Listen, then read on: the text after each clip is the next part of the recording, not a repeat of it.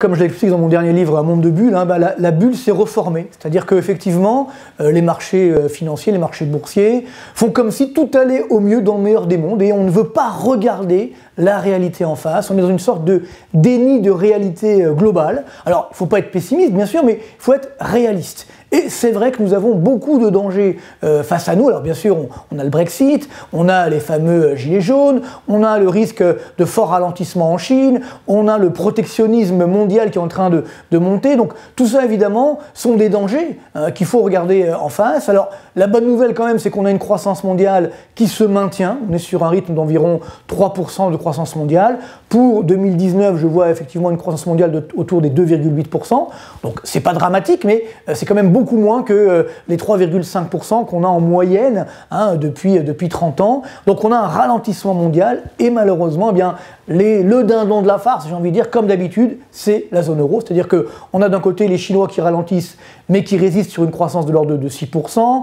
L'Inde à peu près pareil, autour des 7%. Les Américains qui surprennent encore par leur croissance autour également des 2,5 à 3%, donc c'est plutôt bien. Et par contre, malheureusement, la zone euro qui est de nouveau au bord de la récession. On a une croissance autour des 1% pour 2019 dans la zone euro, en Allemagne, qui s'effondre assez fortement, et ça c'est assez inquiétant, et bien sûr en France. Donc voilà, c'est vrai qu'on se doit d'être optimiste, mais il y a quand même aujourd'hui pas mal de sources d'inquiétude que malheureusement on ne veut pas voir. Alors j'ai envie de dire, surtout pas, il faut absolument éviter la décroissance. C'est vrai que c'est un petit peu le mot à la mode, je dirais, en France, depuis Nicolas Hulot jusqu'à un peu tout le monde, finalement, enfin ça dépend dans quelle partie, mais globalement on a le sentiment qu'il faudrait justement de la décroissance, il faudrait baisser le niveau du PIB, sauf que évidemment si on fait ça, eh bien, on va détruire des emplois. Et puis surtout, c'est très inégalitaire. Parce que les pays émergents qui sont en train de nous rattraper, si on leur dit, vous faites de la décroissance, eh bien, comment vont-ils faire pour nous rattraper ensuite? Donc ça ne peut pas fonctionner. On ne peut pas imposer la décroissance aux pays émergents. Par contre,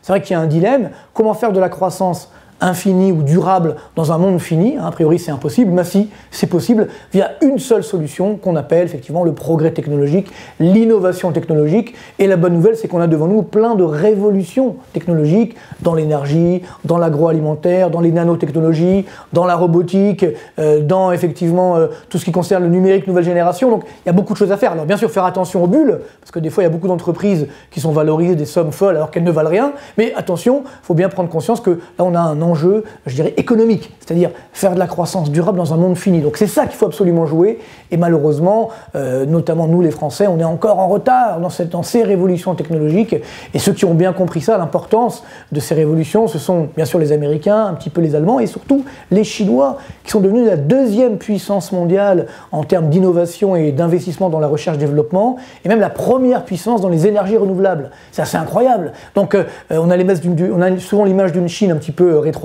pas du tout, c'est elle qui justement est en train d'innover aujourd'hui. Donc c'est bien dommage que nous, encore une fois, on est en train effectivement de savoir s'il faut augmenter les droits de succession, s'il faut augmenter des impôts ici ou là, alors que nous sommes déjà sur une pression fiscale la plus élevée du monde. Quand je dis nous, c'est bien sûr les Français. Et donc il faut absolument arrêter tout ça, il faut regarder la réalité en face, se retrousser les manches, faire de l'innovation, investir, et c'est que comme ça qu'on pourra éviter justement la décroissance.